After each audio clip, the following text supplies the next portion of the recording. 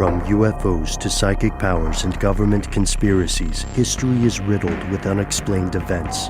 You can turn back now or learn the stuff they don't want you to know. A production of iHeartRadio.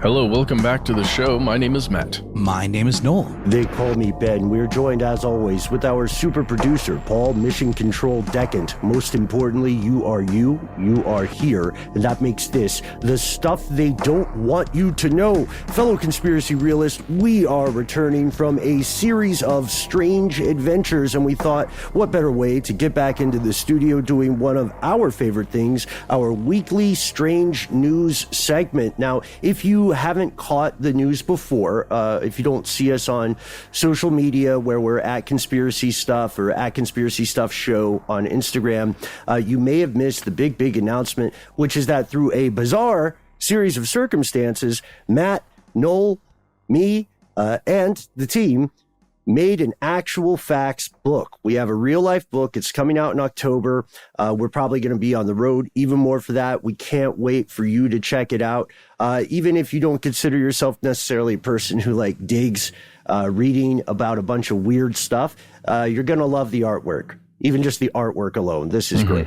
Not only that, I mean, it's like a great coffee table book. You can pick it up and leaf through it, and you're going to learn something, even just spending like 10 or 15 minutes with a chapter. It's divided up into kind of digestible little nuggets about lots of stuff we've talked about on the show, but kind of a deeper dive and lots of fun little Easter eggs. And yeah, I can't second Ben enough on the art. It really is a full color, almost graphic novel style piece of work. Very, very proud and excited to see this thing come out in the world. From our buddy Nick Turbo Benson.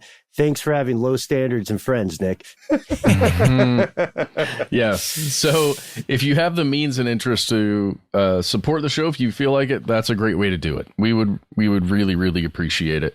Pre-orders are important. So thank you in advance. Just be careful of the jokers out of the UK that published a book with the title of our show. Don't order that book. Order the one called Stuff They Don't Want You to Know. It's got a UFO and the Capitol building. You'll see it. It's the better book, actually. Yes. So with that housekeeping aside, again, we can't thank everyone enough for the opportunity. A lot of hard work went into this. Like Matt said, the pre-order aspect of this is very important, far more important than I think any of us realized going into this bizarre escapade. But the show continues, and we are coming to you today with some stories from around the world, and some that you may have heard of, some that you probably haven't. As a matter of fact, I would personally be surprised if anybody in the audience has heard of all three of the stories for this week's segment. We're going to South Korea. We're also going to go to the edges of science and, in a way, to the ancient past. But before we do that, like a lot of people amid the pandemic, I think it's safe to say we've all found ourselves struggling for energy on a personal level. We also know that energy plays a huge part in world trade and world conflicts. You need look no more further than the concerns about Russia and their role in supplying energy to Western Europe. But Matt, you found something that says the game may be changing. The energy struggle, the struggle for clean energy, reliable energy, consistent energy, it may soon take a very unexpected turn. What's going on here? Well, hey, do you like pie in the sky ideas? I do. Oh boy. I love that boy. kind of stuff. I don't even eat pie. I love Game Rangers. Yeah. I only eat pie at the highest possible elevation.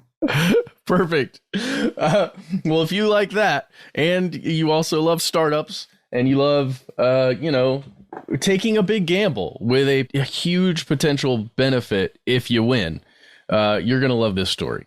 As you said, Ben, humanity needs to find clean energy sources, to help ourselves save ourselves. And this is one potential solution. This story we're going to talk about today. There is a company called Quaise, Quaise, And it's a group of people that came out of the Massachusetts Institute of Technology, better known as MIT. I don't know if you're like me, but growing up, MIT was like the big school. Man, if you went to MIT, you were the smartest person ever. It was just kind of the thing, the saying at least. And these very, very smart people have gathered together a bunch of other resources, mostly smart people, and people who want to take this bet we're referring to, right? They're like, we've got several $1 million, and we want to put it into this concept in hopes that it comes true, it comes to life. Here's what Quays wants to do. They want to drill a hole deeper into the earth than humans have ever dug before. You may have heard on this show or somewhere else, you may have heard of this thing called the super deep borehole in Russia. The Kola super deep book. Yeah. Yes, the Kola super deep borehole. It's the super deep. It's a giant hole that was dug in Russia 7.5 miles into the ground. That is a very, very long way into the ground. Well, the Sky Pie folks over at Quays want to go 12 miles deep into the ground. Oh, not snap. to be one-upped. Yeah. Yes. They delved too deep, right? Lord of the Rings style. So what's the before we go to, like, I think the big headline here, which is amazing if it works. I agree. It's going from, it's a pie in the sky idea about pie in a geothermal energy. Yeah, but so the Kola super deep borehole, we kicked around the idea of doing an episode on this a number of years ago, partially because many locals are convinced that they can hear the screams of something at the bottom of the hole. So it's such a fascinating, strange endeavor.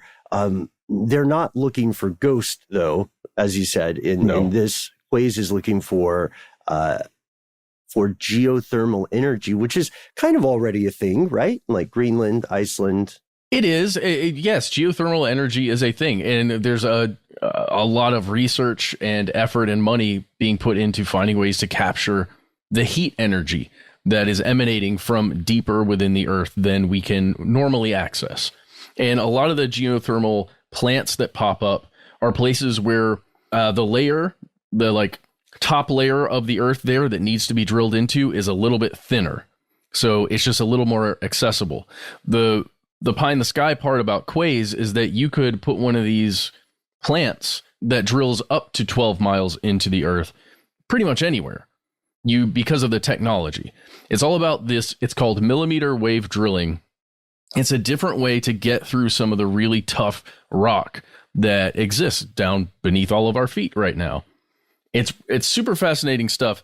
I've seen it referred to as fusion technology, or like a type of fusion technology in several of the reporting that's coming out of Vice. It's coming out of the IEEE Spectrum. That's a really interesting place. Spectrum.ieee.org. Yes, as Jonathan Strickland likes to say. Yes. As well as, I think Axios. Axios has a great write-up about this company and how they've generated a lot of startup capital. You can read all of that stuff. But let's just go to the Vice article to start here. It was posted on March 9th. It was written by Becky Ferreira. Title is Company Plans to Dig World's Deepest Hole to Unleash Boundless Energy. And it just goes into some of these details here about they've raised, I think, a total of $63 million since it was launched pretty much during the pandemic in 2020. And man, they've got some really slick videos, you guys. You can totally see how the company raised money. But, no matter how slick they are, no matter how blue sky this idea feels, and no matter how much money is being injected into it, at the core, this is a really promising concept, because you really could put it anywhere. Imagine you're using the heat of the earth itself, and it doesn't take a giant footprint the way if you're going to build right now, and in this technology is changing, but right now, if you wanted to put a huge amount of solar panels out somewhere, maybe in the desert, you would need there's just a ton of land in order to get enough energy from the sun through the solar panels that exist today in order to have a meaningful amount of energy to use, right? Like to power a city. With these things, the footprint is much, much smaller. They're building them on top of existing like fossil fuel plants, like coal plants and things like that. So they're using some of the infrastructure that already exists in the footprint that kind of already exists. And then they want to like buy that land, buy those plants, and then build their plant on top of it or in the existing structure. It's funny. It makes me think of back when I owned a house in Athens, we had something called geothermal HVAC, which I'd never heard of before, but it apparently is an HVAC system that uses the Earth's energy to power itself. And it creates this like ground loop and collects energy from the ground collects and releases energy from the ground. So it seems like this is like a more advanced version of that to a degree. Yeah. I mean, the great thing is once you've got that hole drilled and you essentially have just a pipeline from the heat that's coming out of that area, they're saying that it will fuel that plant for about a century, give or take several years.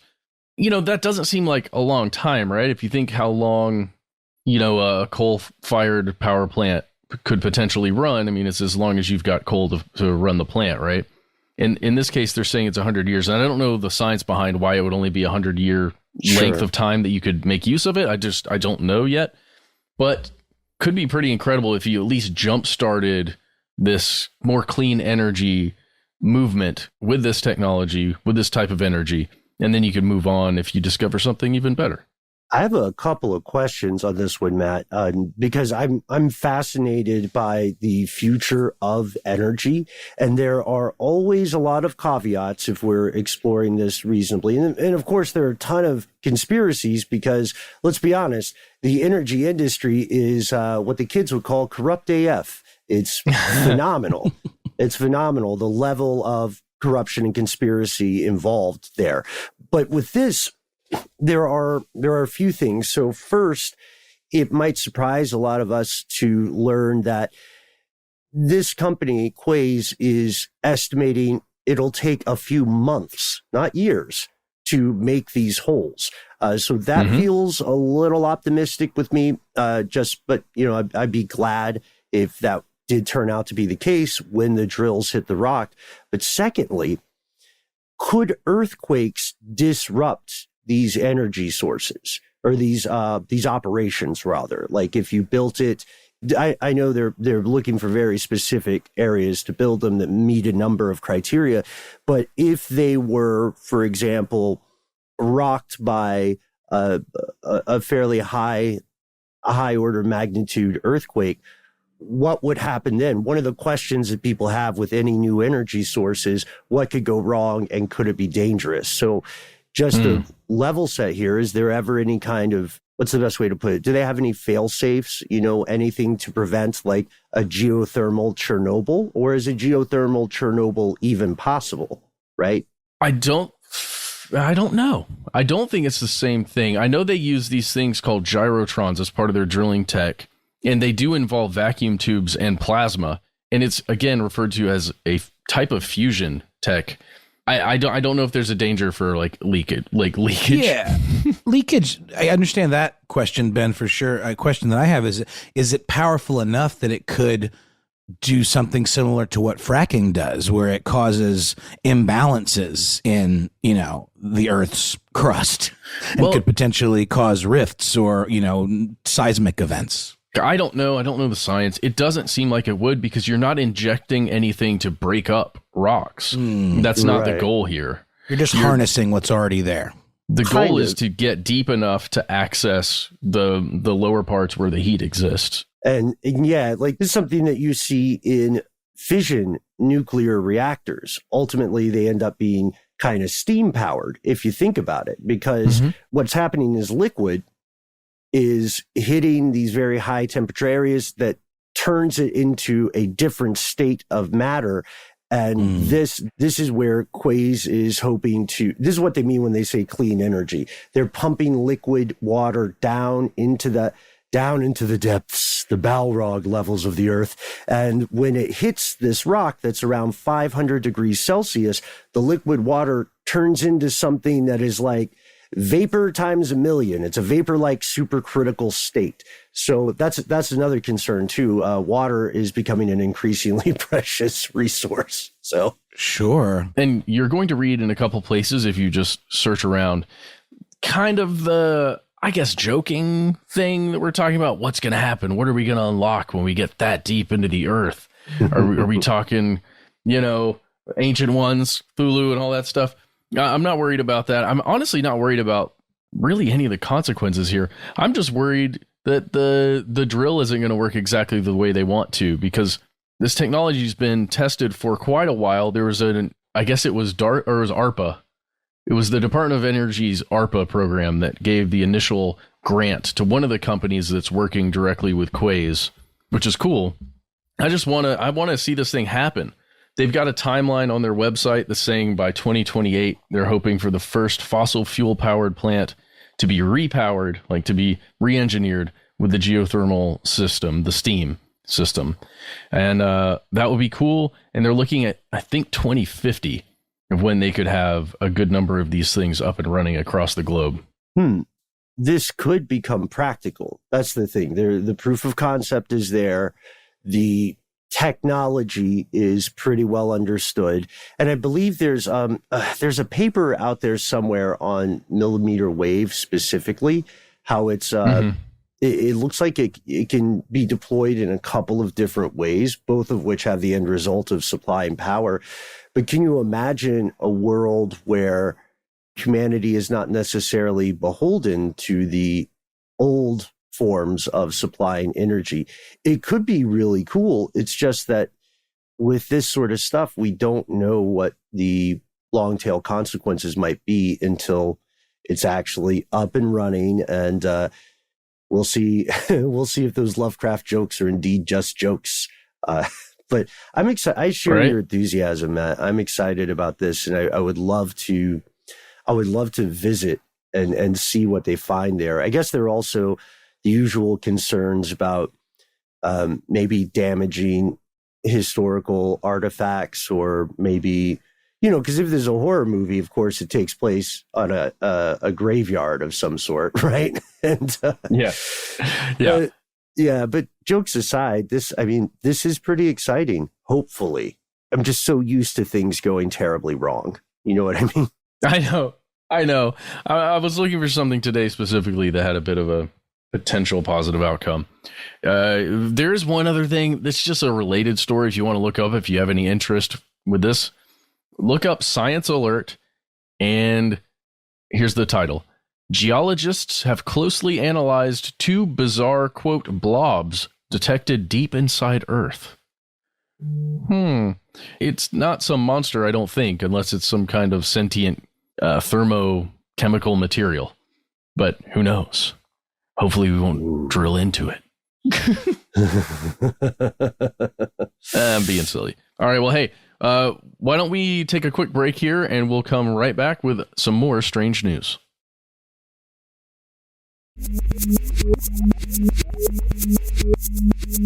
And we have returned. Our next adventure takes us to Australia and the related region of Australia. Matt, you remember the Tasmanian Devil of cartoon fame, right? Of course.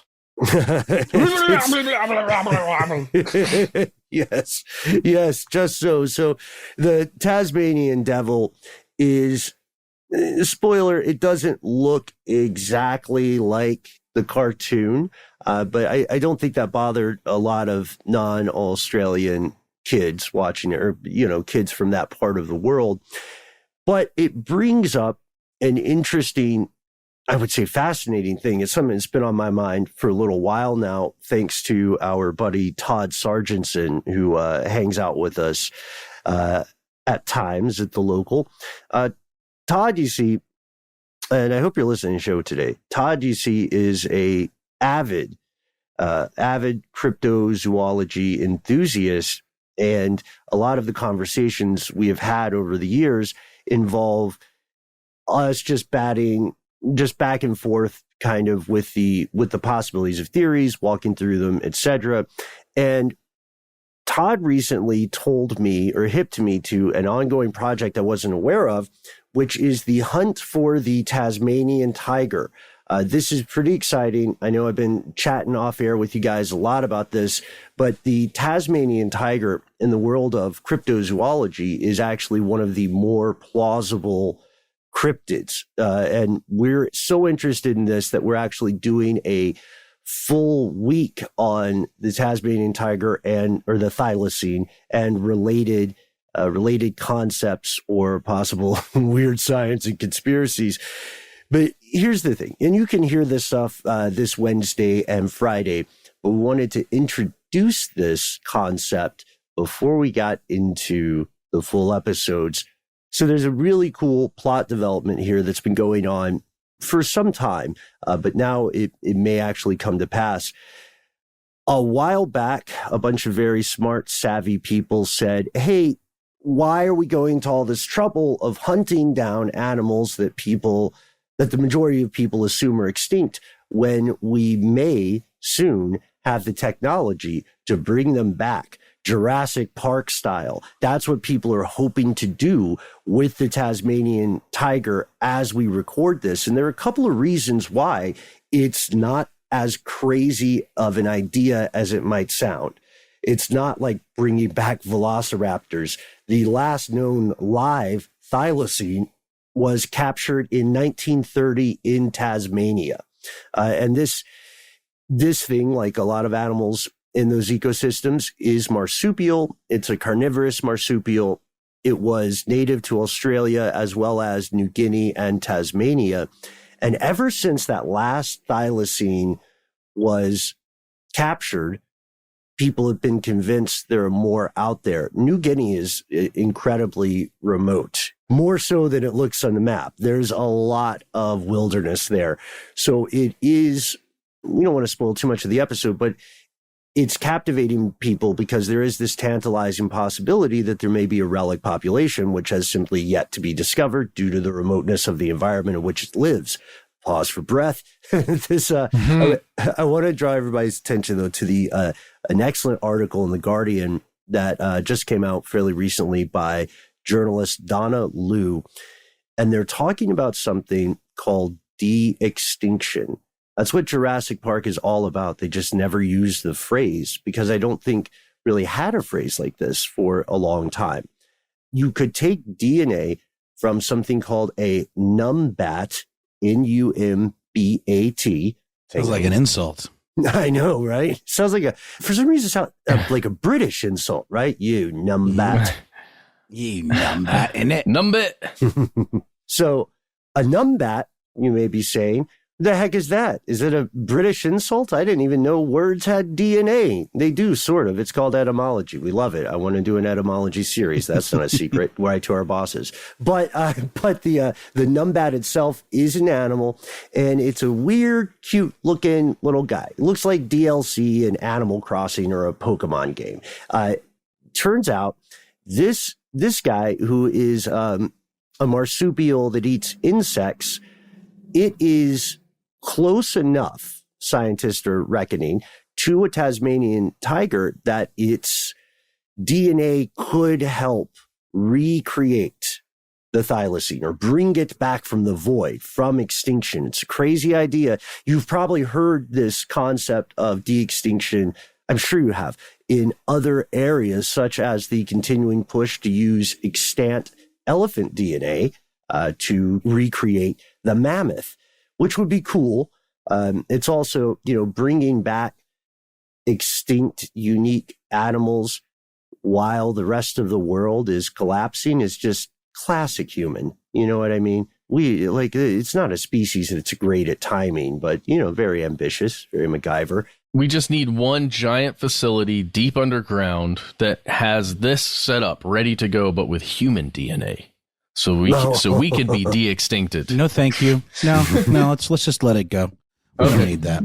Okay, we've had our time. It was a fad. You know what I mean? Yeah. But so Ooh, humanity was a fad. That's a good bumper sticker and or t-shirt. I think so. And not one of my favorites, to be clear. I mean, everybody listening to the show is cool, sure. But overall, got some things to workshop. I got some notes. I'm sure we all do. But all right. More of a pog guy myself than a humanity guy. Yes, it's funny. Get out of my head. I was saying that to a friend of ours on a group text just today. Want to introduce everybody to the director of DNA Zoo Australia, an associate professor at the University of Western Australia named Parwinder Kaur. So Kaur has some pretty compelling math here and points out that thylacines and these cute little numbats actually have about 95% commonality in their DNA. And so the idea is that by mapping the living numbat's DNA, they can have a reference to fill in the gaps for thylacine DNA. So they're kind of using, think of it like using the blueprint of a similar building to build a old building that was demolished, something that you only have pictures of, right? One of the reasons they can do this or make a really good go at it is because of how recently this creature went extinct. Like this brings in all the stuff we were talking about before with the dangers of gene editing, with the forefront bleeding edge science of how to take a nucleus from the cell of an extinct animal and put it into the egg of a living relative. You know what I mean? It gets into really, really cool stuff. Stuff that Jurassic Park actually was sort of on base about, other than the fact that dinosaurs probably did have feathers. But honestly, that would have made them twice as terrifying to me personally. So no, I agreed. Sort of missed the boat on that one. Yeah, agreed in general. There are these crow bird monsters in Elden Ring. You know what? Never mind. That's fiction for now. The giant ones? Yeah. You know what I'm talking about. Oh, and those dogs too. Okay, all right. Yeah, exactly. Right in with your Elden Ring trauma, folks. We can't wait to hear from you. So, conspiracy@iHeartRadio.com, 1-833-STD-WYTK. Why are we introducing this? Yeah, it's fascinating science. But again, I think of something called the Cobra effect, which we mentioned on another show. We mentioned here recently of unintended consequences, because when an animal goes extinct, since nature seems to have its own very specific ideas or tendencies about how an ecosystem works, when an animal goes extinct, something else rises to fill the role. That's why you see early humans totally mopping the apex predators that pre-existed them and then replacing them as the apex predator there. Circle of life, it's a brutal tune. But I'm wondering now, and that's what we're going to explore later this week, I'm wondering what controversies, what unforeseen consequences society and humanity could run into when they bring something back from the dead on a massive scale like this. This is not just bringing back one person's pet thylacine. It's not like some billionaire is thinking, it's like a Monty Burns guy who's been alive since the 1930s is going, I finally remember Thaddeus Sparklebeans, my pet thylacine. We shall bring him back that I may learn to love again. They're talking about bringing an entire, species back. And it's never happened before. No one knows what the results will be. So please tune in for that. We cannot wait to hear your take in the meantime. And while we're working on this, let us know if you think the thylacine is real or if it's just sort of a fun thought experiment. Can't wait to hear from you. 1-833-STD-WYTK, conspiracy@iHeartRadio.com. We're going to pause for, I don't know why I did .com that way. Well, just keep it. We're going to pause for a word from our sponsors, and then we are traveling to South Korea.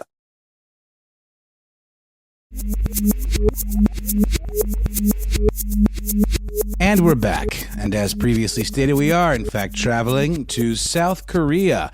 We're going to talk a little bit about artificial intelligence and South Korean politics. We've covered the idea of deep fakes pretty extensively on this show, the pitfalls of it. It really is something that really just kind of came into the public consciousness maybe a couple of years ago with some alarmingly realistic internet videos. I sound like an old man. Internet videos. There's that one, with I think it's Paul Rudd. He's on. No, maybe not Paul Rudd. Paul Rudd is one of the people that he becomes. It is, in fact, Bill Hader, right? Bill Hader. Thank you. You can see they're both very dashing and funny young men. It's Bill Hader on, I believe, David Letterman, telling a story about how he met Tom Cruise on the set of Tropic Thunder. And as he's telling the story, he's doing an impression of Tom Cruise, and then bam, like magic, his face just morphs into Tom Cruise. And it was jarring. I think when we all saw that, it definitely felt like you were experiencing some next level technological magic. And I always forget who said it, Ben, but the idea of technology at a certain level being indistinguishable from magic. Arthur C. Clarke, yeah. That makes sense. That sounds about right. And that's what we're seeing. And of course, that was a couple of years ago, and now deep fakes have begun to be used, as you could imagine. Of course, so what is introduced as a silly internet meme video, like for a laugh, has the potential to be used in very dangerous ways to have political figures or public figures of any kind saying things they did not actually say. We know this technology essentially mines footage that's available publicly on the internet to create a profile. I'm not a computer scientist, but that's essentially what it does. Create a profile of all possible iterations of this person's face, very similar to the deep dream technology that was used to generate really weird psychedelic nightmare fuel images by, taking a dog's face and then interpolating it with all of these other images that are related to it and filling in these gaps and then making this like essentially total acid trip kind of psychedelic world. Again, something that's used, for fun, but it involves an insane amount of processing power. It involves an insane amount of data mining, to get all of this information to fill in these gaps. Well, now we're starting to see this used not as a way of faking negative things that a politician might be saying. We had that, I think there was a Donald Trump sort of like, deep fake P tape video that was making the rounds for a while. A lot of potential for ruining people's reputations with this technology, to the point where I think we've even discussed like there needs to be a chain of custody for this kind of footage to even determine if what you're seeing is real. In the same way you can confirm transactions on, say, something like blockchain, there needs to be some watermark or some digital signature that allows you to confirm that the footage you're seeing that could potentially cause a panic if published by the news, because we know how quickly the news needs to move now in order to keep up with the internet. It's sort of created a gap in credibility, I think, because it's all about who's first to market with a piece of information or a inflammatory, bit of footage, something that allows us to vet that footage so we can know, because the technology is just so good now. Well, this is being, I'm going to use the word exploited, but it's really just being utilized by a South Korean presidential candidate. A gentleman by the name of Yoon Suk Yeol, who during his candidacy essentially utilized deepfake technology to create an AI version of himself that's being lovingly referred to as AI Yoon. Initially, I read it and I thought the guy's name was Al Yoon. That is not true. It's AI Yoon. His name is actually Yoon Suk Yeol, a conservative, former top prosecutor there in South Korea, who used this technology to the excuse was, maybe not an excuse, but the justification for using it was that he was campaigning during a pandemic and could not get to the places he needed to in the, more than 100 quote constituencies. This is what his team referred to them as. I'm not quite sure how that translates to what we think of. I guess constituencies would just be like different regions, where he would need to campaign and show face. Well, that was not possible. At least that's what they're saying. So they created this deep fake version of Yoon Suk Yeol that was completely sanctioned by his campaign and only allowed to say things that were vetted and written by his team. But the thing that's interesting is they're able to target this in the same way that, nowadays you can target advertising to say, if on podcasts, great example, if, let's say you have advertisements for marijuana, they can target it to places where it's legal or where it's about to be legal. Or you could get really micro with targeting and say, have an ad running, on a podcast where the person that listens to it, they have an IP that registers, it tells the ad server where they are, and then they can then get served an ad that's relevant to their like local area even, or, their region that somebody that lives in a completely different part of the country or the world would not have. So they're using this, but not only are they targeting these regions, they're targeting like age demographics, where they have a version of this deep fake Yoon Suk Yeol that is meant to reach young people, for example. And they do that in the metaverse, or in, what is serving as the current version of the metaverse. We know that South Korea is very, very plugged in, one of the most connected cultures in the world. And this is what serves as the, current version of the metaverse. I'm not exactly sure if this seems to be a very South Korean based version of this, but there is a metaverse situation where this AI can appear to folks that are hanging out in this kind of virtual world. It looks kind of like Animal Crossing or something, where it's you can go in and listen to these talks, these campaign stops, let's call it, by this deep fake virtual version of this candidate that's saying only approved things, that is targeted specifically to the demographic that's watching him.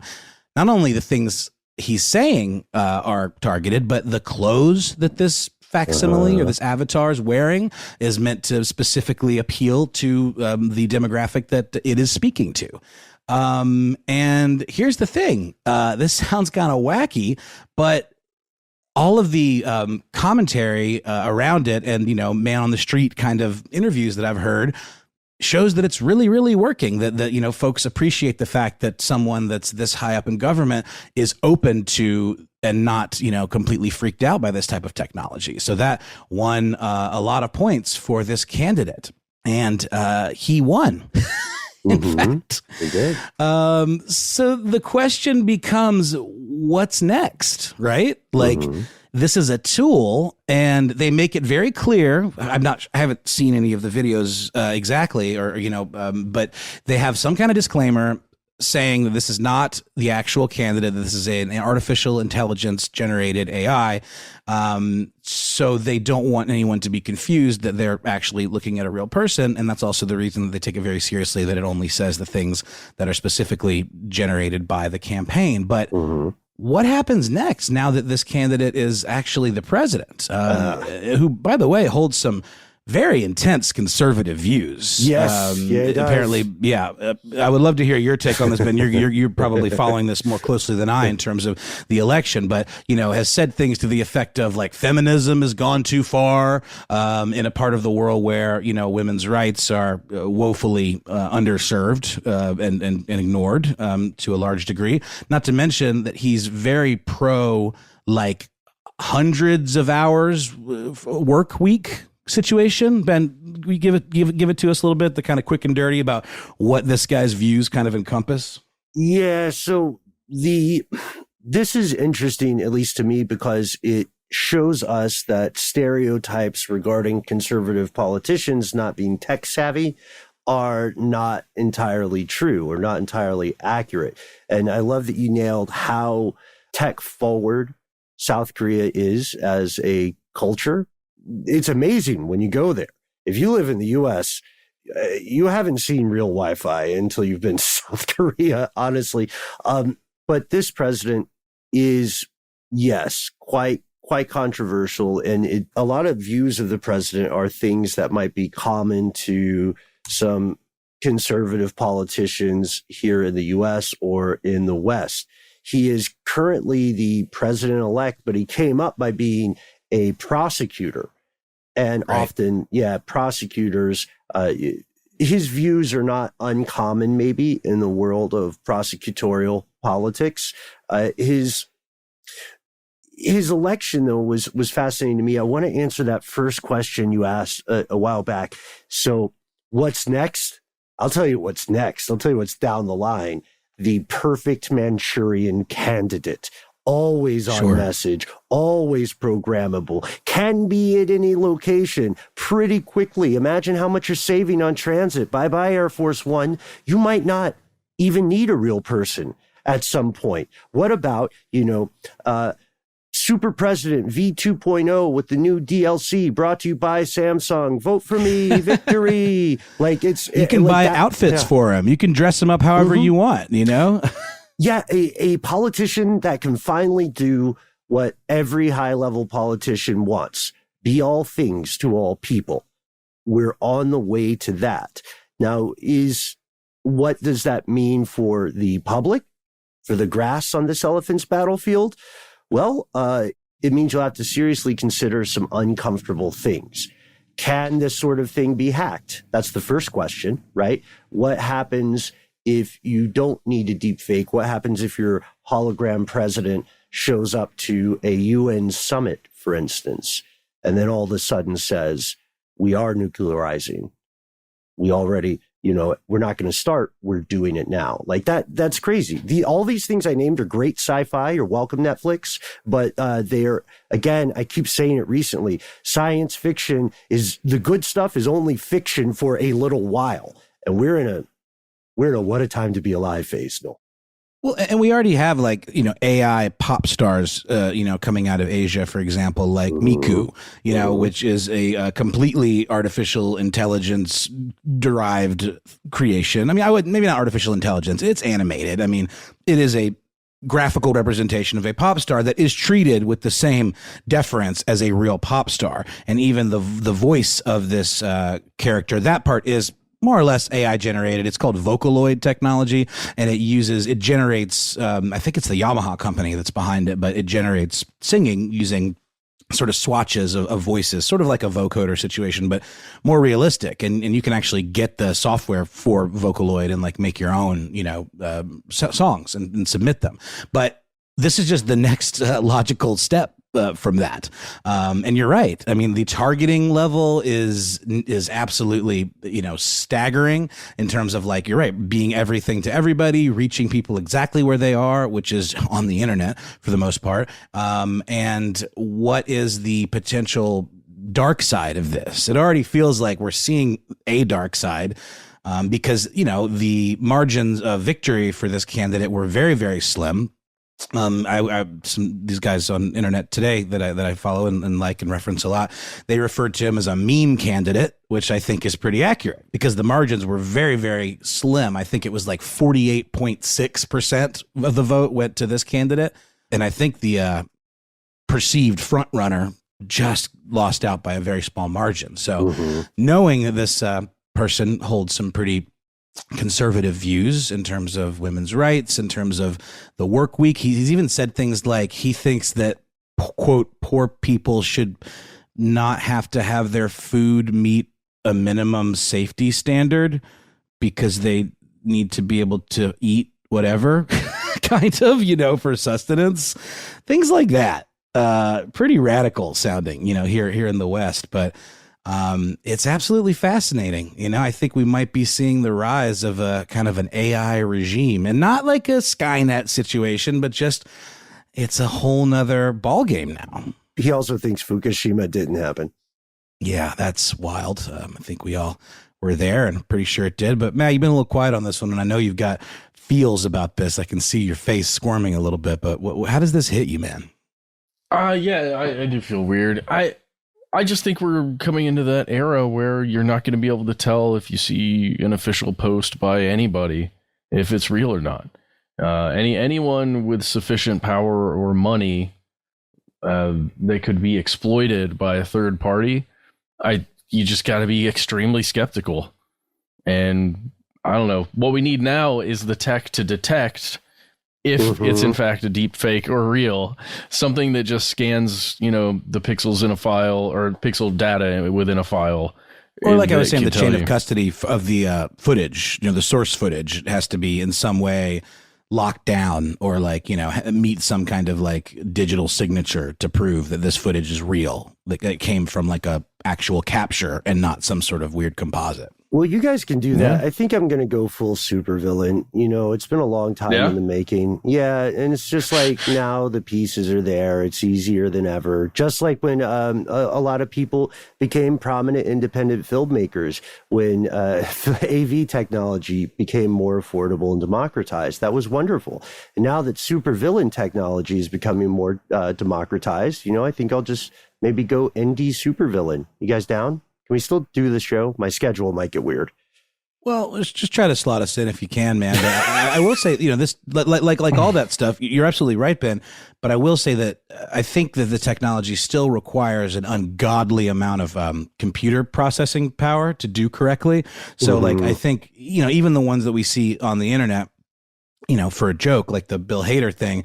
That was somebody that was very ahead of the curve, you know, using this very bleeding edge technology and would require almost like a room full of servers and, you know, insane processing power to pull those things off. So it's not exactly something that everyone can do just on their laptop using like iMovie. It's definitely some next level technology. But once you get into things like cloud computing and crowdsourcing processing and all of that stuff, I mean, it certainly could become more democratized, and then, you know, the badger's really out of the bag. You know, a lot of those deepfakes at this point are short clips precisely because of that processing time. So what I'm hearing is we start with a server heist, right? Maybe get somebody who won't squeal to the law, like some crazy Bitcoin mining operation. And then we start, what's a good name for a supervillain network? Chameleon? No, I think we'll stay on brand. We got to go with Badger and just figure that out as an acronym, right? Well, I like the Badger, just the Badger. And Badger is the name of the organization. Yes, I see what you're saying. Yeah, like Hydra, a cuddly Hydra, right? Since you mentioned crypto, or, you know, crypto heists and all that, or rather Bitcoin mining, this person also is apparently quite crypto friendly. And he believes, it is believed that he will be a kind of leader in the cryptocurrency sector and potentially move that technology forward as more of a national, you know, standard of some kind. He's also apparently raising the threshold for paying capital gains taxes on Bitcoin and other cryptocurrencies from $2,000 to $40,000, making him, according to this crypto economist website, one of the most generous leaders in the world when it comes to tax breaks for the cryptocurrency world. So I'm a little bit worried about DPRK too. I know this isn't necessarily related, but a president who is pro-militarization in this regard could make some aggressive moves to disturb the peninsula in a way that China and the U.S. might not cotton to. But yeah, what an amazing story, Noel. And also, Matt, I can't wait to figure out this boundless energy. We were just talking on the break. One of the things that we didn't mention is that it's quite possible that a company like Waze could just become another Exxon. You know what I mean?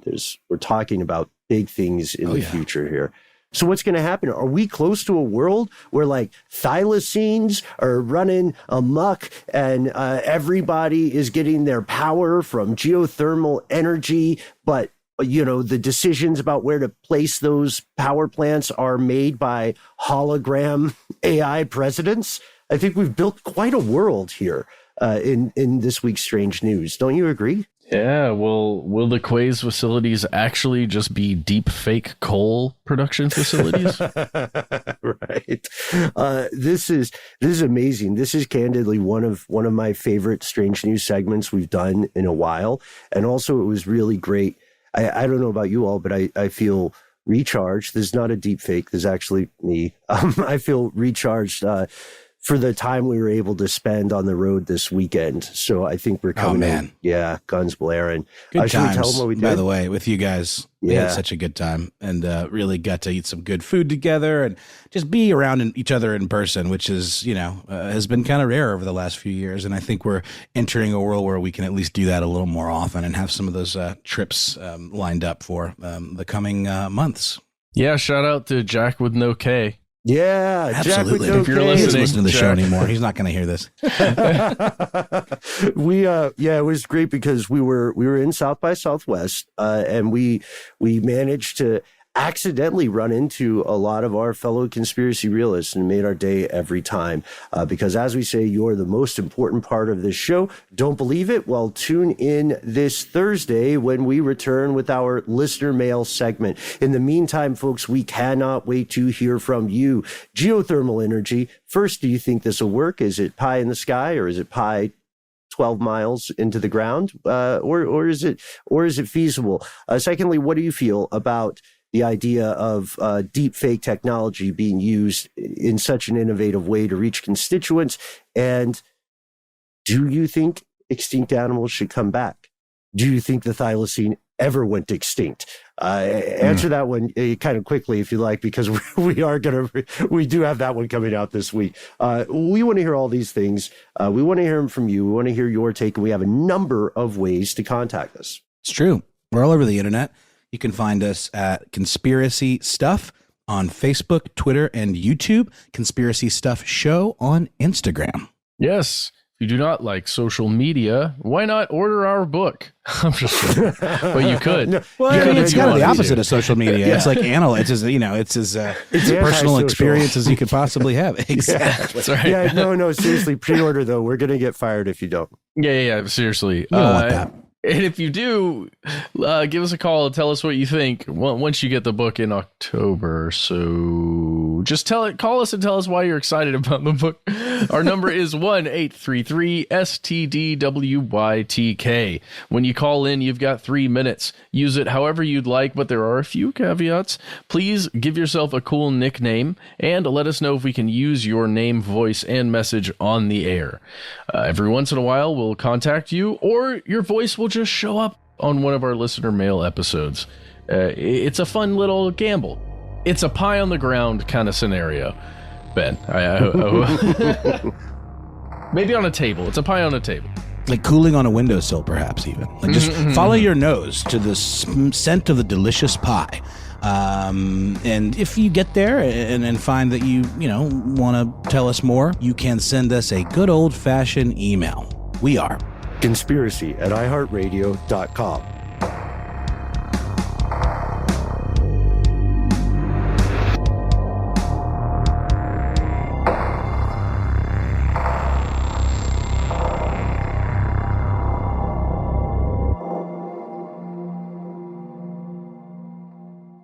Stuff They Don't Want You to Know is a production of iHeartRadio. For more podcasts from iHeartRadio, visit the iHeartRadio app, Apple Podcasts, or wherever you listen to your favorite shows.